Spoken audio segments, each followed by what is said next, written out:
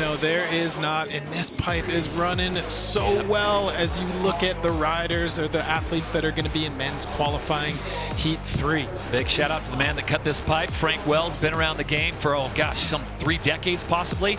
As we take a look at that international field, you've got Yuto Totsuka in here. And whenever you have a Japanese athlete in the heat, my mind automatically goes to the way the Japanese team riding. We put all 5 of their pictures up there. Jack Collinsworth and Tina joined us in the last segment, and they are just the strongest team in the world right now. Absolute powerhouse. And, you know, a lot of that was because they grew up, and who were they watching? Yep. Shaun White. Yep. Agreed. So Ryan Wachendorfer is going to get things started off here. 29-year-old young man, regular footer out of Frisco, Colorado. Very popular on the social media, frequently posts videos and his tricks and other things on TikTok. And we talk about the pipe. We talk about Frank Wells. He operates a thing called the Pipe Dragon. Now, this is a little wider than a lot of pipes we see on the normal domestic tours, but man, the walls are cut well. We talked about being very verty. No one's having a problem getting elevation. And normally how it goes is half pipes start a little bit skinnier, right? And then you put that Pipe Dragon on and it cuts it just a little bit wider, day by day, inch by inch. But a lot of the riders were saying that it's kind of the perfect width. It gives them just enough time to land, gain their composure, hold their speed, hit the next wall. Danny Cass up there sending off another rider. Wachendorfer now looking for something big. Has 1 career World Cup podium, finished second half pipe at Mammoth Mountain. You go back to February of 2017 when he was really in his prime, but he's still in the game. It's just, how long can you stay in this game? I mean, Shaun is an anomaly. You don't stay in it for 5 Olympic rotations. It's funny you say it too, because Ryan Wachendorfer this summer went to Harvard Business School, got his certificate in marketing, and he's just a really, really smart kid. So starting things off with a switch backside 900 into the cab double cork 1080. 9 feet 6 inches out of the pipe, double Michael Chuck, named for one of my favorite half-pipe snowboarders of all time, Michael Chuck, the Canadian Ripper. Remember when the Michael Chuck came out and it was just kind of like, what is that? It was almost like the scene in Semi-Pro when they do the alley-oop. What is that? You can't do that. It was so outside the box of traditional half-pipe riding. But that's what's shaped the culture. That's what's so cool about how far we've come. So RW in the pipe here. Look at this. Beautiful grab here. Gets the full grip on. Holds it for the judges. Is that a telltale sign on how much you're gripping? You can flex the board? It is. Absolutely. You see that board flexing torsionally. Yep. There you see the double Michael Chuck. Oddly enough, riders think they like the Michael Chuck because you can see you're landing the entire time. The way your body is, the front part of your body is always facing down. You can see the wall right in your field of vision. And then there's the front side double cork 1080. Grabbing stale fish, it's heel edge with your backhand. I just don't know if I like seeing that landing because I know it's doom coming at me really fast and I don't want to be part of that. You're really high in the air. So Ryan Wachendorfer waiting for that score. How about this? An 80.25. There you go. That's not a bad opening run. Okay. As he now has set the bar, 80.25. We turn our attention now to Liam Gill of Canada. We've got a lot of great Canadian riders here coming out of Calgary. You've got Eastern Canada. You've got the guys that ride in BC. Just great neighbors to the north. Can I just say that? This kid made his Olympic debut at the 2022 Beijing Games. And he's going to be dropping in switch. I'm seeing a lot of switch backside today. Switch backside 9 from Liam Gill. Into the cab 720. Yeah, Liam Gill, good amplitude. His difficulty, very technical run. I like what I'm seeing from him. Frontside double cork 1080, and he's going to call it for run 1. Liam Gill's a great story. He has indigenous heritage and is a descendant of the Dene in the Northwest Territories. And he's just such a positive force when he gets out there and rides. Yeah, he really linked it all together. There's the switch backside 900. Look at him spotting his landing the entire time. Swinging that last 180 around. And that was a nose grab on that 9. Indeed it was. 9 feet out. There's the frontside double cork 1080. Look at how close that drone is. Man, the camera angles, have been on point today. And so we wait to see right now. Ryan Wachendorfer set the bar on his first run with an 80.25. Judges are deliberating. Gill just waiting to see where they're going to put him, and it's going to be a 59. So he sits in second place right now. Wonders where that 59, where he can add on that. He'll find some points. Don't worry about it. Pat Bergener now out of Switzerland. Berge, 30 years young, and this young man, I feel like he has been around for a long time. I feel like he's been around the game for a long time. He's taken a break. I talk about international man of mystery. He's a musician. Currently has over 88,000 monthly listeners on Spotify. Come on. He's just showing off now, Pat B. Yeah, he suffered a pretty bad ACL injury in 2013, and you know, Thought that was it. He was very vocal about the fact that he said this might be it. Yeah. You know, but he said music helped him kind of reconnect with snowboarding, and he is back and better than ever. So Pat Bergener spinning switch backside into the double Michael Chuck on his backside wall. There's the air to fakie. Into the cab double cork 1080. He's averaging about 10 feet. Yes, he is. Out of the pipe, and a nice slash to end it. He's feeling good. He is one of the jolliest, happiest people on the mountain. He's from Lausanne, Switzerland. I mean, if you come from Lausanne, Switzerland, you've already won the lottery. Come on. Very good point. Like living in San Diego. You can't win the lottery. You've already won it. Always a smile. I think he's like writer's favorite writer, just because he's always Mr. Positive. There's that switch backside double cork 1080. The amount of force that he initiates that spin with before he takes off above the lip of the pipe is something to behold. There's the double Michael Chuck. Gets a hold of that grab with his rear hand, 1 and 2, and set her down, Pat B. You know how when he comes into the wall, he like already starts the windup? It's like he's buttering the nose a little bit. I mean, he's very expressive with his body. Oh, he absolutely is. Check this out. I thought we were going to get that slash. Look at that flow. For the Swiss rider. So Pat B waiting for his score. Needs better than 80.25 to go into first place. Not sure he's going to get there with that run, but he certainly has the skills to get that kind of score. Liam Gill sits in second place with a 59.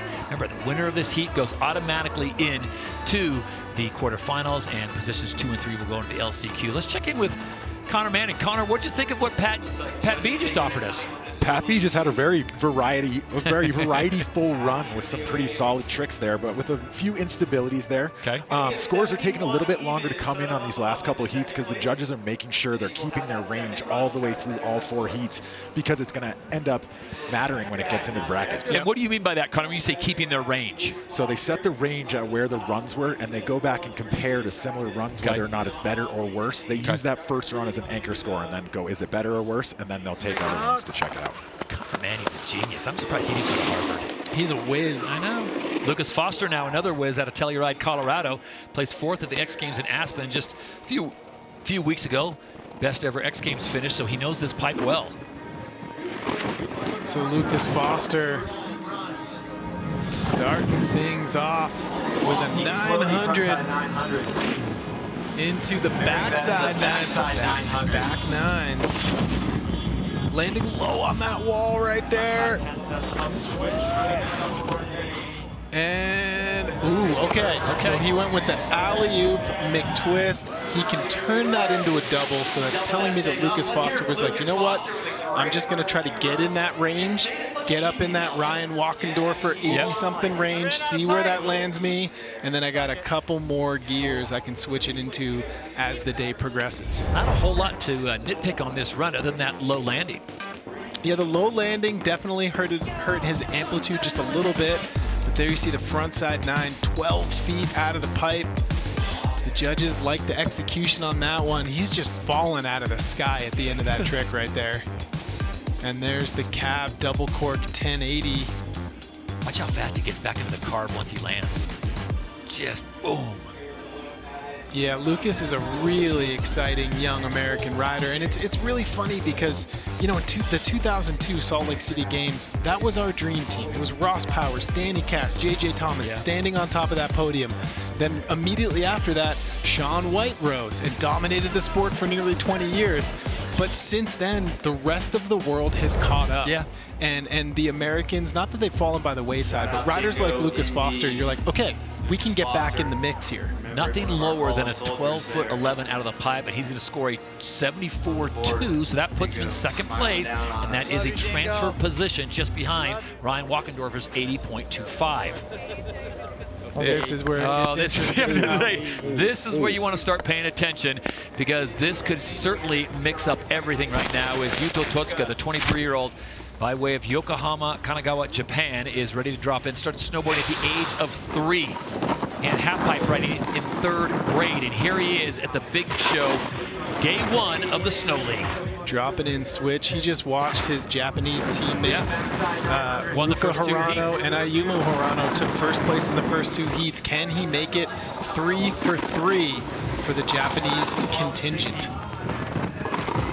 And it certainly looks like he is well on his way. The amplitude is phenomenal from Yuto Totsuka.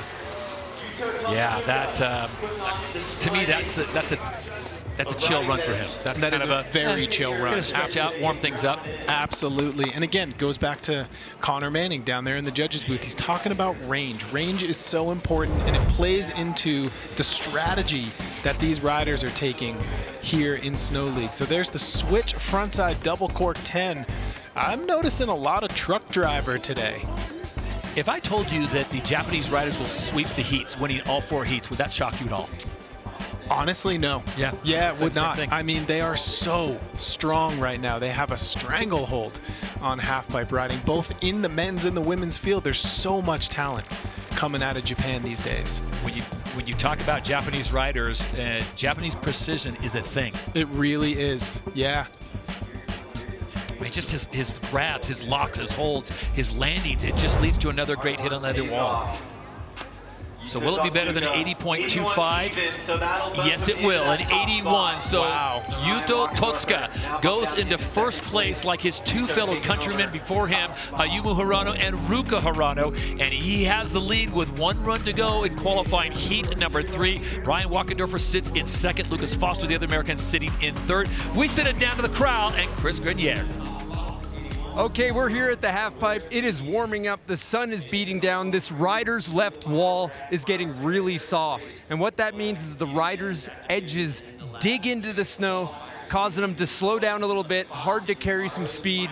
So they're gonna be fighting for speed for the rest of the day, but it's still gonna be a barn burner of a contest. So back to you guys in the studio. I love Diesel's take, right? I mean, he just tells it how it is. He's a man of the people. Man of the people and a man of descriptive words. So perfect description of the pipe. He talked about that though being warm down there, and you talk about those edges digging in. The pipe will deteriorate after so many runs. It's going to deteriorate after a while. So later in the day, the pipe is not going to be nearly as good a condition as it was on the first when the women dropped. Absolutely, and you know we're on men's qualifying heat 3. Right. By the time it gets to the last heat, that thing could be pretty chewed up, and that's going to have to, as an athlete here, you're going to have to adjust your run based on the pipe's condition. All right, Mr. Harvard ready to drop in here. Wachendorfer trying to reclaim that top spot. He sits in an 80.25, that's 2nd place. Why is that important? That is a transfer position into the last chance qualifier. Right now, as you look at the standings, Pat Bergener and Liam Gill would be knocked out, done for the day. All right, so Ryan Wachendorfer coming in switch backside 900 into the cab, double cork 1080. Into the front side 9, that was a little more inverted, a little more dipped than run 1. There's the double Michael Chuck. And there's the front side double cork 1080. So not dabbling in the 12 and 14 range, but a very, very technical run filled with amplitude, 5 hits. The highest he went was 11 feet 7 inches. You think it was better than his first? I think it was right on par. You know, I think the judges are going over those really small, minute details right now. And if it comes in a little bit higher, it's interesting because all he needs is really less than a point.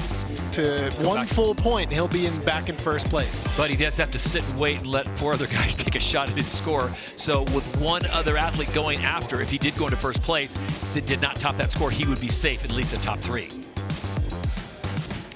But now he's got to sit and wait. What is this score going to be here on run number 2? So it's a 77, so that's his throwaway. He sticks with 80.2, and now he sits and waits. It's not the worst problem to have. It's not the worst problem to have, but I don't envy him because you're staring at 4 other athletes that are more than capable of posting a score in the 80s. Gill, Bergner, Foster, Totsuka already in first place. We turn our attention now to Liam Gill, 21-year-old out of Calgary, Canada. First run score, 59 even.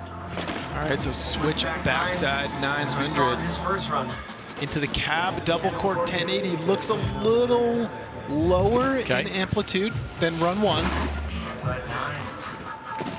So backside 900 landing super low on that transition. Yeah, I don't think that's going to be enough. I mean, he's sitting on a 59. Will it get him? Right now, Lucas Foster is in 3rd place. That's LCQ, last chance qualifier position. Lucas has a 74.25. Will that do it? And T-Bird, you look at the scores on here. This is a lot of parity here. I mean, you've got 81, 80, 74, 71. They're pretty tightly cropped. They certainly are. So to break into that top 3, he needs better than a 74.25.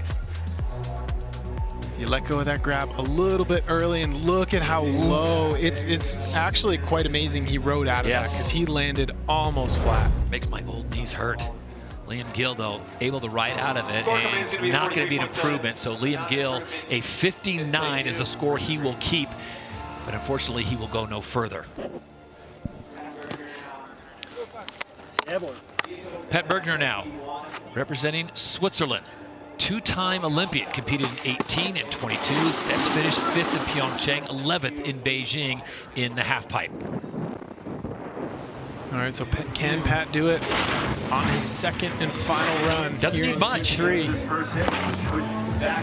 better than a 74.25. That's just a 3-point improvement, 3.25 improvement. He's at a 71 right now. Switch back 10 as your first trick into the double chuck. Air to fakie, into the cab, double cork 1080. And there's the front side, 1260.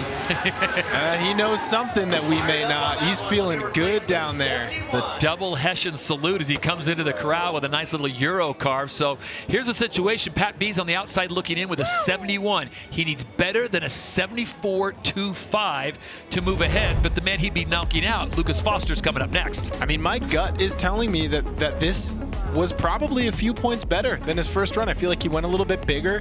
He's holding on to those grabs. He's landing high on that wall. That one was a little bit heel heavy, but there's the front side 1260 from Pat Bergner. Let's bring in Connor Manning. Connor, our judges analyst. Connor, how much do the judges buy into this moment right here? The sell. Yeah.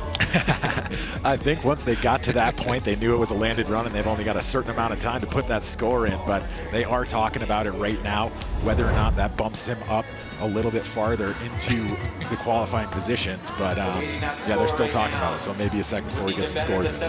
I mean, Connor, it's been said that in surfing it does in fact work. You as a judge, did the claim affect the score for you personally? Not really for me personally, because I'm looking at the whole rest of the run. There's almost an imaginary stop line there. I mean, if it's an incredible run and the claim is worthy of the actual run, then well, the claim worked, Connor. 77 for Pat B. So he now sits in 3rd place, bumping Lucas Foster into 4th.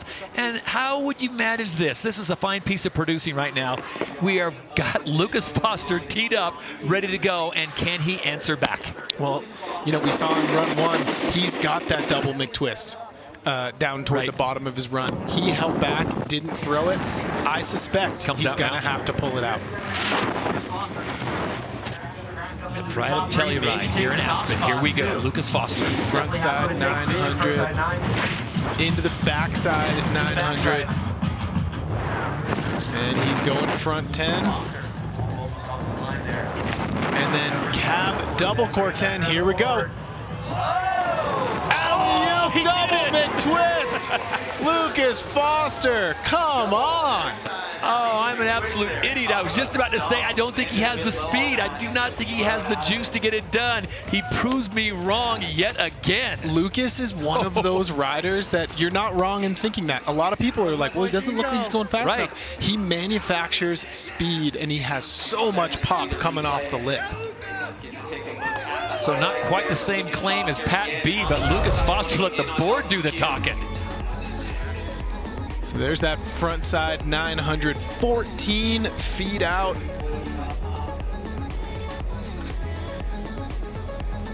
Yeah, Lucas is just a ball of electricity. This kid goes huge. So right into the backside 900, back-to-back nines to start off his run. Struggled a tiny bit with the grab, just a little bit if I had to, you know. Because it was delayed? Pick something out, and there it is, the alley-oop double McTwist, Japan, the only rider doing that trick. Watch the impact, though, when he comes down here. He went out of the camera frame. Yeah. Ozzy Lyle will fix that. Look at that. See that impact? He goes deep into that squat. And just the commitment of doing that second flip in a double McTwist. Ooh.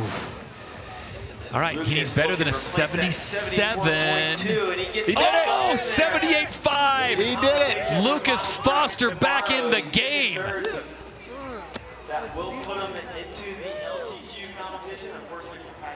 So that puts him into the LCQ, and it comes down to this, and this is going to be another one of those world famous glory runs. Yuto Totsuka sitting on 81 already has the win. Remind me, I did say this to you, would you be surprised if the Japanese riders win all 4 heats? We've got 3 down and 3 wins for Team Japan. Right now, I mean, they're 75% out of 100, you know?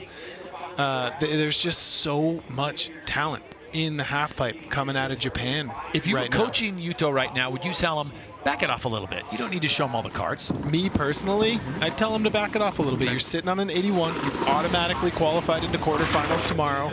But maybe he's going to take this as another practice run. You got the pipe. It's all yours. It's like Dad gives you the Cadillac with a tank full of gas. You don't bring it back full. So front 12, into a back 9, into a front 1440. Yeah, he's not backing off. He is not backing off. I don't know if he knows how to back off. Yeah, true. He only knows one way to ride. Yeah, just full throttle all the time. But I can almost guarantee you this. Looking ahead to tomorrow, finals day, he has more. Yeah. Right? It's not that he backed off. Agreed. He just kept it as mellow as he's, allowing himself to be. He has more to give. Let's not kid ourselves. Doing this, it's not safe. There's a good chance that could go wrong easily. Absolutely.